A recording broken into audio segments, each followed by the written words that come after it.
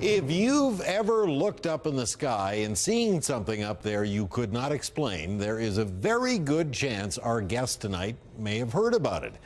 Stanton Friedman was a respected nuclear physicist for a number of top-notch companies, including General Electric and Westinghouse, when his career took a fascinating turn. In 1970, he gave up the corporate world to dedicate himself to the scientific investigation of unidentified flying objects. He has been a respected voice in the field of UFOs ever since then, giving talks and lectures around the world, publishing scholarly papers and books. In other words, in the world of UFOlogy, experts don't get any bigger than Stanton Friedman, and after a long career, he's decided to retire this year. We are very happy to welcome Stanton Friedman to our studios in Fredericton tonight. Thanks so much for joining us, Stanton. Thanks. Glad to be here. You've already worked, by my calculations, about 20 years past pension age. Why have you decided to retire now? Well, I gave my first lecture 50 years ago, and frankly, I'm tired. I'm getting old, traveling around. I've lectured in all 50 states, 10 provinces, 19 other countries. I've seen the world. Be a ufologist. See the world. Yeah, that's right. I'm tired. Tired. It's time. Time to have a rest. Were you interested in UFOs even when you were a kid, when you were a boy? Is this something that's always interested you? No. I read my first book when I was 22, I think, 23.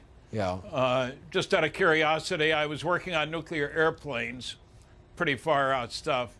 And then I worked on fission rockets and fusion rockets and things like that.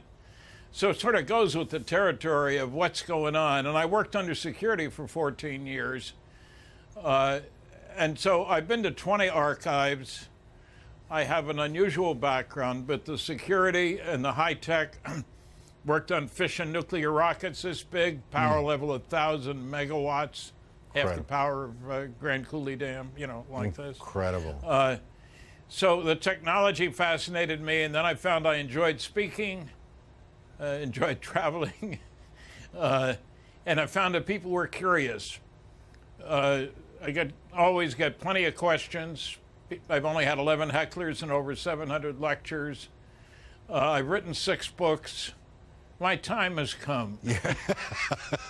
I'd say you've earned a rest for sure. I read today that you prefer the term flying saucer over UFO. Is that right? And why is that? Well, yeah, I do, because UFOs covers all kinds of stuff, and I come on very strong. I'm not saying UFOs are real. I'm saying flying saucers are real. Yeah. Earth is being visited by intelligently controlled extraterrestrial spacecraft. There's a cosmic Watergate. We're dealing with the biggest story of the millennium. And there are no good objections to that. So I come on strong. I'm talking about flying saucers, alien spacecraft zipping around in the atmosphere of our planet. I'm not saying I know where they come from or why they're here, or why they don't talk to me. That's a different question. Governments rarely admit that this is going on. They never admit that this is going on.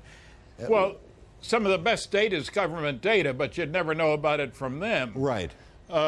So one of the biggest studies ever done, the thing that got me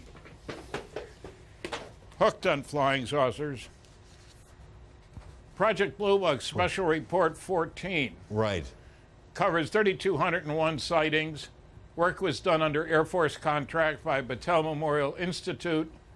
They put out a totally misleading, dare I say, lying press release. They said even the unknown 3% could have been identified as conventional phenomena or illusions.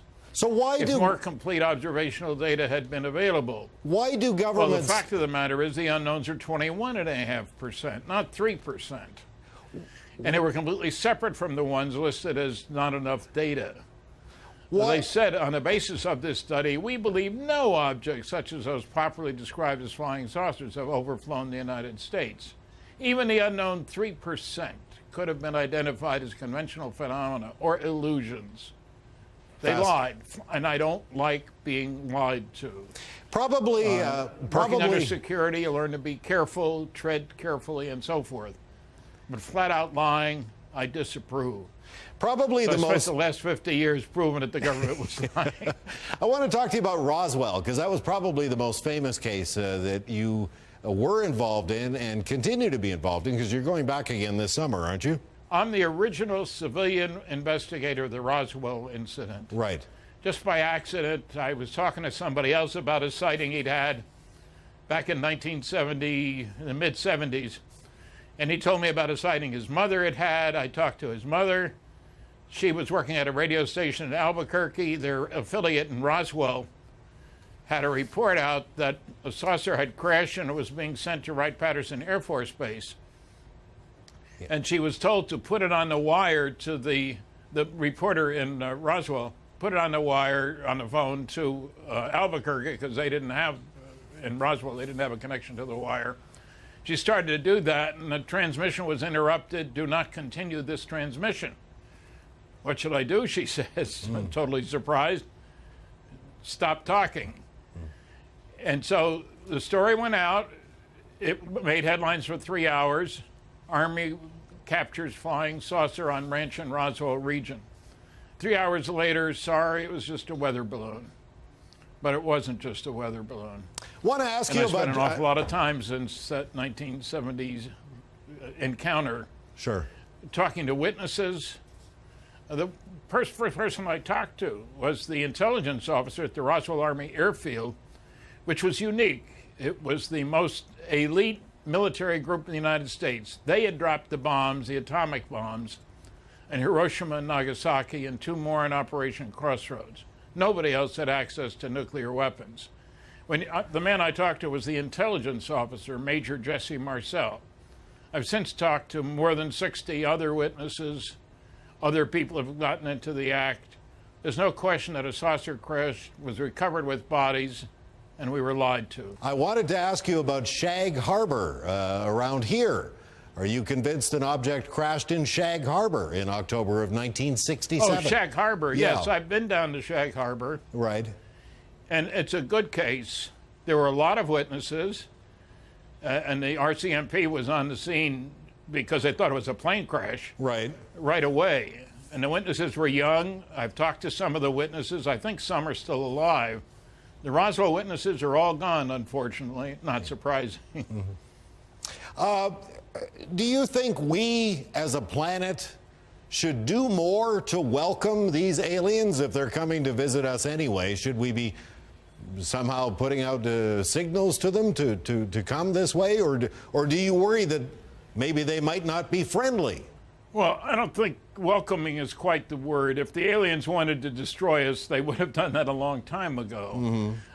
If the governments would stop lying about what's going on, and it's not just the United States government or the Canadian government, many other governments have also lied. I guess they perceive it as a threat. I mean, after all, we might be expected to act as if we and all the other governments are part of planet Earth instead of being nationalistically oriented. We're kind of a primitive society whose major activity is tribal warfare. Military budget this year is $1 trillion on planet Earth. Surely there are better things we can do than threaten each other. Want to ask there are you, plenty of kids. I just wanted to ask you how you plan to spend your retirement, Stanton. Well, I might have some fun. Read a lot of books, maybe do a little traveling, see what my wife wants to do instead of my doings taking precedence. You know, I don't know that I'll write another book. I've written 6 already. Yeah. But life is still interesting. But it's nice not to have pressures. Glad to hear it, and thanks so much for joining us tonight. Stanton Friedman, one of the world's foremost experts on flying saucers and a longtime resident of Fredericton. After decades of research, lectures, books, papers, and public appearances, he's slowly calling it a career, and we thank him for joining us tonight.